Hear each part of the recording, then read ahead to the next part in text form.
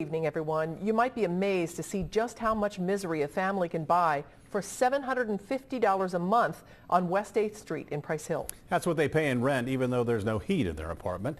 They tell us the furnace went out weeks ago, so Local 12 Rich Jaffe paid them a visit today to find out who owns it, and he didn't have to look very far. It's tough for these twin 8-year-olds to color with cold fingers, but they're doing a pretty good job. The temperature on the kids' bedroom wall was barely 50 degrees.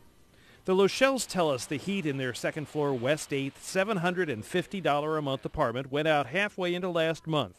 6 people live here, and for Mom Amy, the biggest challenge is trying to keep them bundled up, and you can see your breath at nighttime when you're in here. It's rough, very rough. Clearly, the filthy, broken-down furnace for the Lochelles apartment isn't working at all. It reads a cold 36 degrees. Right next to it, though, is the furnace for the first floor. That one was 99 degrees. Did I tell you their landlord, Albert Stidham, lives on the first floor? The building's also full of all kinds of code violations. Uncovered outlets, improper wiring, hanging light fixtures, no handrails on stairways, a bathroom sink that's not attached to the wall, and a toilet that rocks. When they try to get their landlord to fix the problems, he don't even want to speak to us. He just wants us out of his building because we've caused him trouble.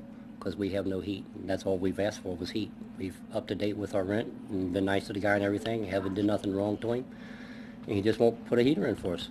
The only heat here comes from a single space heater. If they try to plug in more, go to the next heater to plug it in to get it warm, and it blows the fuses.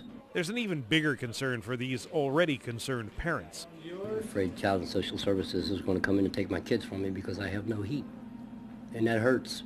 When I tried to talk with the landlord, I too got a chilly reception. Mr. Stidham, my name is Rich Jaffe. I work for Channel 12. And I'm working on a story about the lack of heat in your upstairs apartment here. Can I ask you when that's going to get fixed?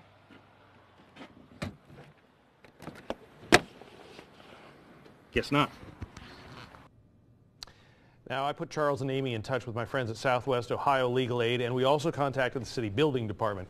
Getting the heat on, especially when the weather is like this, is considered an emergency and something those agencies take very seriously.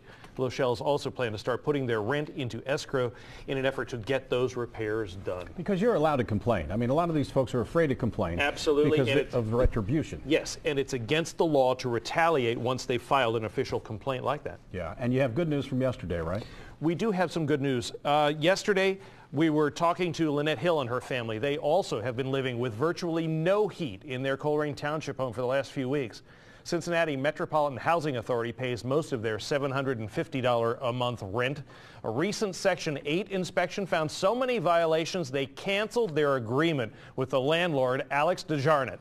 I confirmed today that CMHA has issued a new voucher to Lynette so her family will be able to move.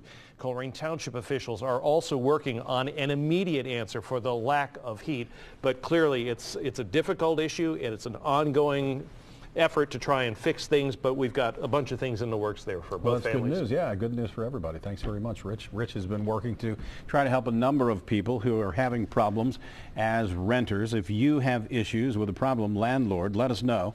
We've set up a special email address to make it easy for you. You can send us a message to who owns it, all one word, at local12.com.